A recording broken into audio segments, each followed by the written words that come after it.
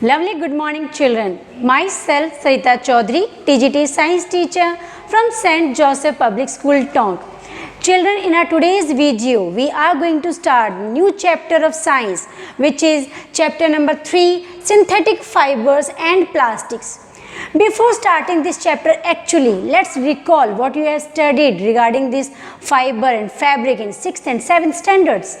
हमने पढ़ा हुआ है अच्छे से कि whatever the dresses we are wearing, जो भी हम क्लॉथ्स पहनते हैं, they are made up of different type of fabrics, and these fabrics they are made up of the fibers, and these fibers they are obtained from the different sources.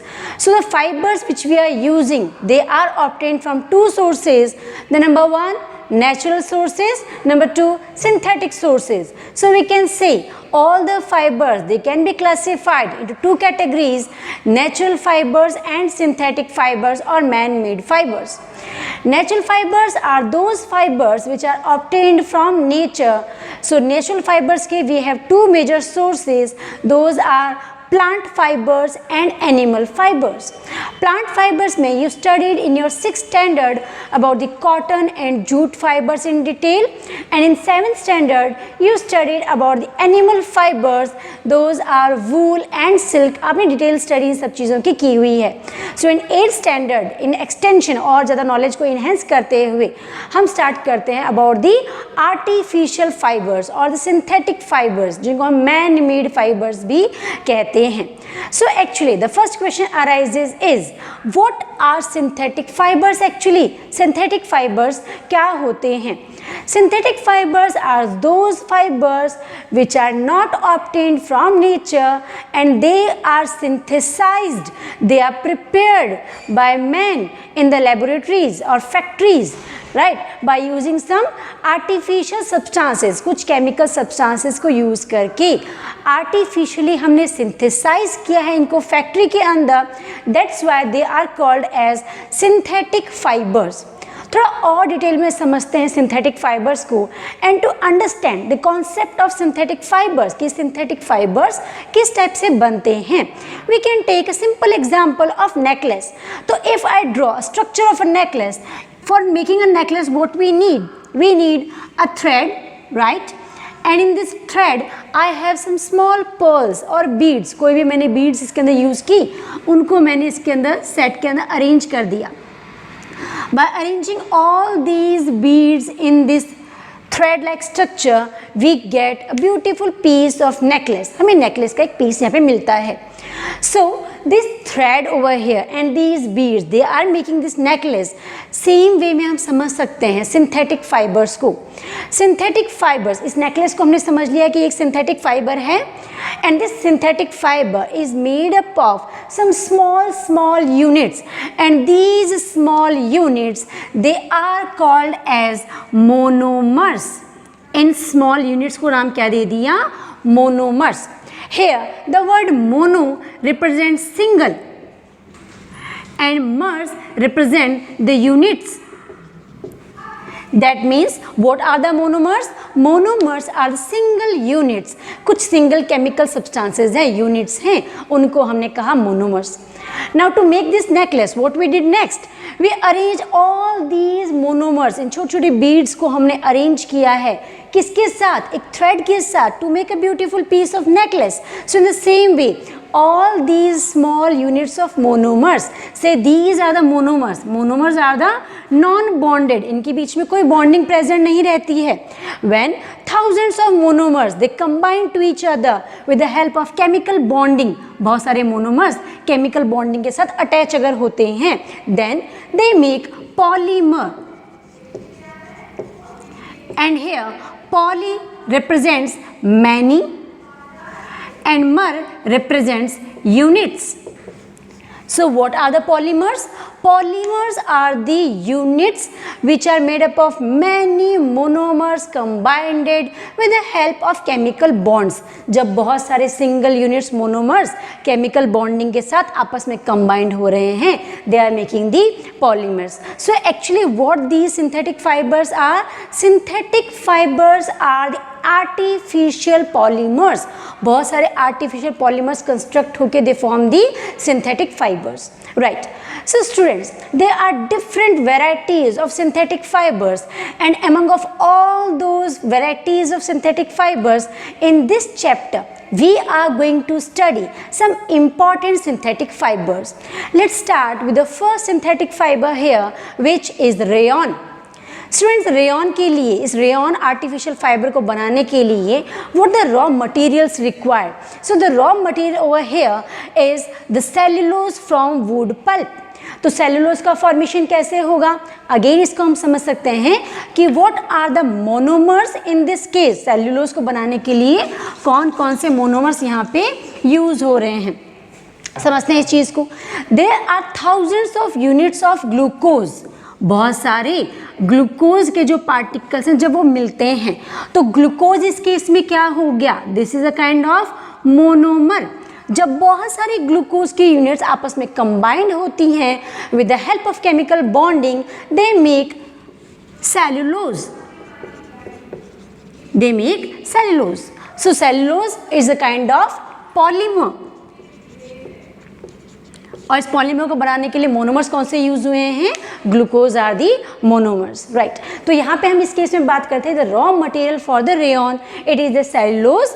And cellulose, you remember one thing always, that all the animal fibers, they are the protein fibers, and all the plant fibers, they are the cellulose fibers. उनकी जो cells होती हैं उसमें plant cells के अंदर cellulose present है, right?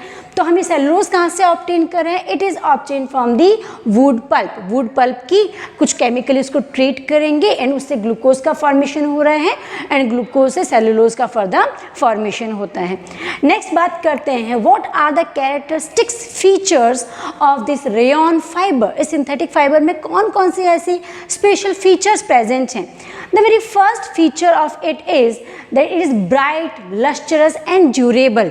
Word durable means long lasting, जो बहुत लंबे चलते हैं, जल्दी से डैमेज नहीं होते. They are called as the durable. तो all the rayon fibers, they are bright, lustrous and durable, and they are as bright as the silk fibers. ये silk fibers के जैसे ही bright होते हैं. That's why rayon is also called as artificial silk. इसको हम artificial silk भी कहते हैं. The next feature is it is inexpensive. Silk fiber, they are very expensive. Silk की जो ड्रेसेस होती हैं मार्केट जो हम परचेस करते हैं, whether they are silk kurtas or silk sarees, they are very expensive. But rayon is something which gives the same feeling. उसका जो luster है, जो उसका texture है, feeling है, smoothness है, that is equal to this silk, but it is less expensive, much more less expensive than the silk. The third feature is it is comfortable to wear because it doesn't absorb the moisture a lot. बहुत ज़्यादा ये moisture को absorb नहीं करता है तो इसको easily हम comfortably wear कर सकते हैं. एक बड़ा क्वेश्चन यहाँ पे रेज होता है children, that if the rayon is made from wood pulp, and wood pulp हमें कहाँ से मिल रहा है? From the plants. हमने कहा the polymer of the rayon is the cellulose, right. तो जब ये प्लांट से ऑब्टेन हो रहा है then why it is not called as the plant fiber, why it is called as the artificial fiber? फिर इसको हमने आर्टिफिशियल सिंथेटिक फाइबर क्यों कहा है? Because rayon can be chemically treated. Rayon को हम केमिकली ट्रीट कर सकते हैं. That's why rayon is not a complete synthetic fiber, it is a partial synthetic fiber, right? बात करते हैं what are the uses of rayon. इसको कहाँ कहाँ पे यूज़ कर सकते हैं हम? Because of its these features, characteristic properties, it is widely used forming the containers and carpets. Remember, whenever we need to make carpet, the rayon is generally mixed with the wool. वूल के fibres के साथ rayon के fibres को mix करते हैं and then we construct the carpets. Then it is used to make bed sheets and to make bed sheets are not purely made up of rayon. Rayon is again it is blended with the cotton fibres.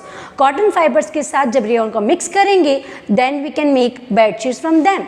And it is also use in the surgical dressings. और भी बहुत सारे uses हैं rayon के. So it's all about the first synthetic fibre that is rayon. Let's talk the another artificial fiber, another synthetic fiber which is nylon. Children, nylon was the first artificial fibre, जो सबसे पहले एक man made fibres construct हुए थे, उनमें the first one is the nylon. बात करते हैं what are the raw materials to construct nylon. Nylon को यूज करने के लिए कौन कौन से रॉ मटेरियल्स यूज करते हैं। So the raw material use is the polyamide. फिर से चीज़ों समझते हैं। As a cellulose was a kind of polymer and it was made up of glucose monomers. In the same way, they are the monomers amide. Amide are the monomers, and when thousands of monomers chemically bond with each other, they make polyamide. They make polyamide. So polyamide is a polymer, right? So what is the raw material, इसके लिए हम polymer कौन सा use करते हैं, it is the polyamide. हमने बात की थी अभी स्टार्टिंग के अंदर that nylon is a complete synthetic fibre, इसमें किसी भी नेचुरल सब्सटेंस को यूज नहीं करते हैं। That's why it is generally prepared by using the coal और वाटर और एयर। इन सब्सटेंसेस को यूज करके नॉन लिविंग कंपोनेंट्स को यूज करके पॉलीअमाइड्स का फॉर्मेशन होता है। Let's talk about the characteristic features of nylon. These are, nylon is always light weighted, काफ़ी हल्का होता है। It is strongest, and you won't believe children that nylon is more stronger than the threads of the steel. अगर steel के हम threads की बात करें तो उससे भी ज़्यादा स्ट्रॉन्ग होते हैं नायलॉन के fibers. And they are stretchable, easily stretch हो जाते हैं, इनके अंदर इलास्टिसिटी बहुत ग्रेट एक्सटेंट में प्रेजेंट है। They are durable means long lasting है, इजीली डैमेज नहीं होते। They are smooth in touch, they dries quickly, easily सूख जाते हैं, ज़्यादा वाटर को मॉइस्चर को एब्जॉर्ब नहीं करते। They are easy to clean. Dust particles that do not cling to the surface of nylon. Nylon के सरफेस के ऊपर जल्दी से जो डस्ट पार्टिकल्स होते हैं, डर्ट पार्टिकल्स होते हैं, वो नहीं चिपकते। That's why they are easy to clean. They doesn't absorb moisture well. हम बात कर चुके हैं ऑलरेडी कि ज़्यादा मॉइस्चर को ये एब्जॉर्ब नहीं करता। On the basis of these characteristic features, what are the uses of nylon? Nylon को कहाँ कहाँ पे यूज़ किया जाता है? So the uses are in the hosiery items, because we discussed that they are smooth in texture. Nylon fibers का texture कैसा है, काफ़ी स्मूथ है। दे आर स्ट्रेचेबल, इनमें इलास्टिसिटी प्रेजेंट है, and because of these properties they are widely used to make hosiery items. Along with them, they also used to make the raincoats. Raincoats में क्यों use करते हैं? Because they do not absorb the moisture well. Easily water को absorb नहीं कर सकते. That's why they are certain kind of waterproof. तो raincoats के formation में इनको यूज़ करेंगे। Sports wear में because they are durable, easily damage नहीं होते। Jackets में again same reason. They are also used to make the toothbrush, tent, umbrella, seat belts and parachutes. Now you can imagine very well, we are talking about the construction of parachutes by using nylon fibers. तो parachute को who is going to keep his or her life in danger? Right. So जो parachutes के जो threads होते हैं, fibers होते हैं, they are made up of the nylon. तो हमने बात की थी ऑलरेडी कि nylon is more stronger than steel threads. Steel के थ्रेड से भी ज़्यादा ये स्ट्रॉन्ग होते हैं। That is the reason they are use to construct parachutes, because parachutes के अंदर हम इजिली ग्लाइडिंग करते हैं। तो the whole life of us that depends on the strength of parachute fibers, right? So these all about the uses of the nylon. So in today's video we discussed about two synthetic fibers, those are rayon and nylon. We had detailed study about them. In upcoming videos we will discuss about remaining synthetic fibers. Till then, thanks for watching.